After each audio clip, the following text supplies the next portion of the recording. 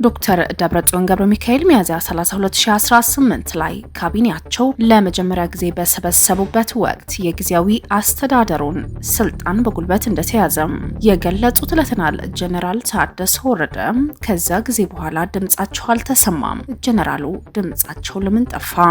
ስልጣኑ የተቆጣጠረው የህወሓት ሊቀመንበርና ያዋቀሩት ካቢኔ በአንጻሩ ክልላዊ ውሳኔዎች እያሳለፈ አመራሩን ቀጥሏል። ጦርነቱም ተጀምሯል።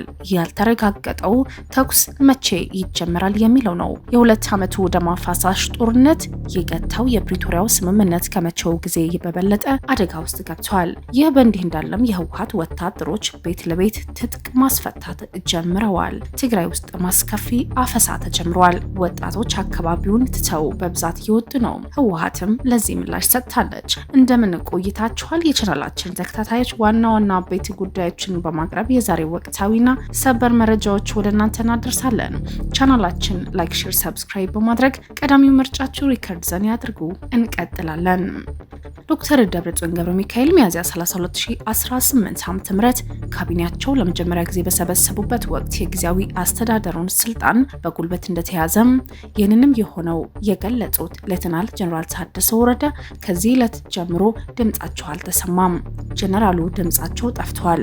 ህዝባዊ ወያነ ሓርነት ትግራይ ህወሓት ስምምነቱ ፈርሷል የሚል አቋሙን አሳውቋል። ለዚህ ተጠያቂ ያደረገው ፌዴራል መንግስቱን ነው።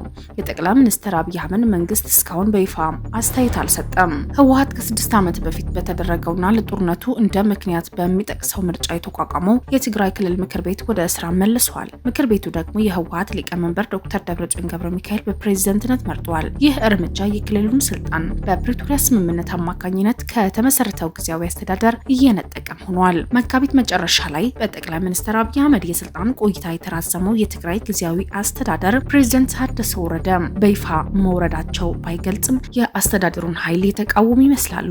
ይህ በእንዲህ እንዳለ የህወሓት ወታደሮች ቤት ለቤት ትጥቅ ማስፈታት ጀምረዋል። የህወሓት ሰራዊት አባላትም በአላማጣ፣ ሽሬ፣ አክሱም፣ አድዋ እንዲሁም አብይ አዲ ከተማ የቤት ለቤት አፈሳ እያካሄደ መሆኑ የተሰማው የጦርነት መሳሪያ ያላቸው ሰዎች ትጥቅ እየነጠቁ ያስፈቱም ናቸው። በከተማዋ ከፍተኛ የጦርነት ስጋት ድባብ የሚታይ መሆኑን የታወቀ ሲሆን በትግራይ ከተማዎች ላይ ከፍተኛ የጦርነት ስጋት ድባብ ይታያል። ትጥቅ ማስፈታት በዋናነት የቀድሞ የሰራዊት አባላት መልሻዎችና ታዋቂ ግለሰቦች ላይ ያነጣጠር ነው ተብሏል። በተለይ በአላማጣ ከተማ ዙሪያ ባሉ አካባቢዎች የህወሓት ወታደሮች ወታደራዊ ስልጠና እያደረጉ እንደሚገኙ ነው የሚነገረው። የህወሓት ኃይሎች አካባቢው ከተቆጣጠሩ አንስቶ እንቅስቃሴያቸው በህዝብ እንዳልተወደደላቸውና አንዳንድ የአካባቢው ነዋሪዎች ሲገልጹ ቡድኑ ሰራዊት እያሰባሰበ ከሰሞኑ ደግሞ ቤት ለቤት እየዞሩ መሳሪያ እየነጠቁ በተለይ በከተማዋ ንቁ የፖለቲካ ተሳትፎ ያላቸው ታዋቂ ሰዎች መሳሪያ እየነጠቁ ትጥቅ እያስፈቱ ናቸው። አንዳንዶቹ ደግሞ በግዳጅ ለወታደራዊ ስልጠና ይዟቸው እየሄዱ መሆኑን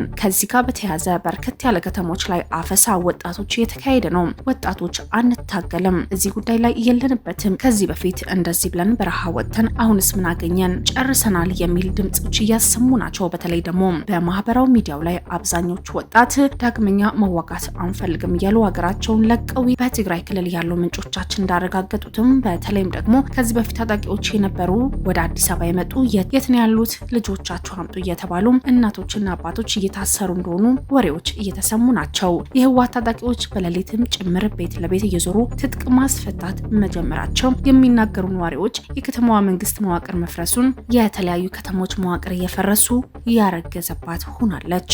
ዶክተር ደብረጽዮን ሚያዝያ 30 ካቢኔያቸው ለመጀመሪያ ጊዜ በሰበሰቡበት ወቅትም የጊዜያዊ አስተዳደሩን ስልጣን በጉልበት እንደተያዘ እንደሆነ የገለጹት ሌተናል ጀነራል ታደሰ በኋላም ድምጻቸው አልተሰማም። ስልጣኑ የተቆጣጠረው የህወሓት ሊቀመንበር ያዋቀሩት ካቢኔ በአንጻሩ ክልላዊ ውሳኔዎች እያሳለፈ አመራርነቱን ቀጥሏል። ጀነራሉ ድምጻቸው ካጠፉ በኋላ የተለያዩ ክስተቶች የተፈጠሩ ሲሆኑ በተለይም ደግሞ ሰፊ የሆነ የጦርነት ድባብ ነግሷል። ጀነራሉ ታግተዋል። ጀነራሉ ታገቱ ሲል የፈረንሳይ ጋዜጣ ይፋ አድርጎ የነበረ ቢሆን ጀነራሉ ወደ አዲስ አበባ እንዳይጓዙና ለፌዴራል መንግስት ባለስልጣናት ጋር እንዳይገናኙ የታገቱት ነው ተብሏል። ከዚህ የመፈንቅለ መንግስት አስተዳደር በኋላ በአደባባይ ያልታዩት ጀነራል ታደሰ ወረደ የት ነው የጠፉት በሚል ብዙዎች ሲጠይቁ ነበር። የፈረንሳይ ጋዜጣ አፍሪካን ኢንተለጀንስ ለጉዳዩ ሰማሁት ያለው መረጃም ምንጮቹ ዋቢ አድርጎ ዘግቧል። ተናግረዋል። ጄኔራል ታደሰ ወረደ ከመቀሌ እንዳይወጡና እንዳይንቀሳቀሱ ታግተው እንደሚገኙ አረጋግጫለሁ ብሏል። ጄኔራሉ ወደ አዲስ አበባ እንዳይጓዙ በዚህ ከፌዴራል ባለስልጣናት ጋር እንዳይገናኙ በሚል በህወሓት ቁጥጥር ስር ናቸው የሚል ዘገባ ነው የተሰማው።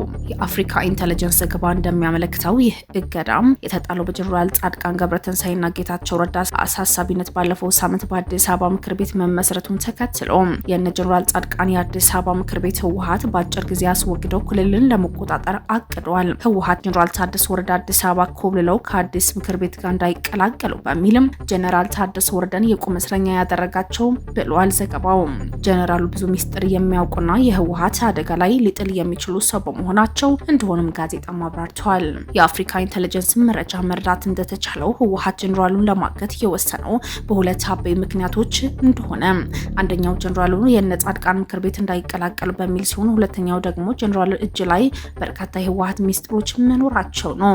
ወደ ቀድሞ እንመለስ። የህወሓት ኃይሎችና የኤርትራ መንግስት ጽምዶ በሚል የሚጠራው ጥምረት አማካኝነት ቅንጅት መፍጠራቸው የህወሓት ኃይሎችና የኤርትራ መንግስት ጽምዶ በሚል በሚጠራው ጥምረት አማካኝነት ቅንጅት መፍጠራቸው ተከትሎ ህወሓት ኤርትራን ዳግመኛ ትነሳለች የሚል ጦርነት ድባብ ነግሷል።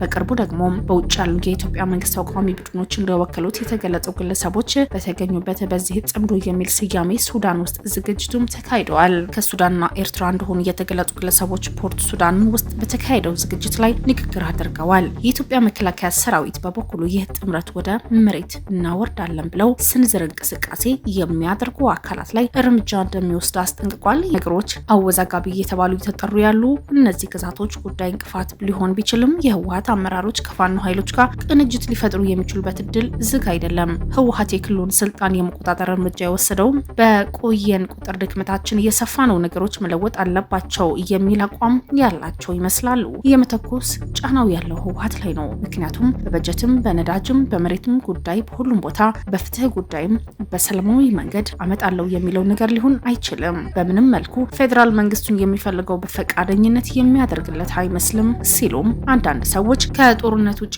በትግራይ ዘንድ በፍቅር ሳይሆን ከጦርነት ውጪ ሌላ አማራጭ የለም፣ ነገሮች የሚመለሱት በጦርነት ብቻ ነው ከፌዴራል መንግስት ጋር የሚል ድምዳሜ የደረሱ ናቸው።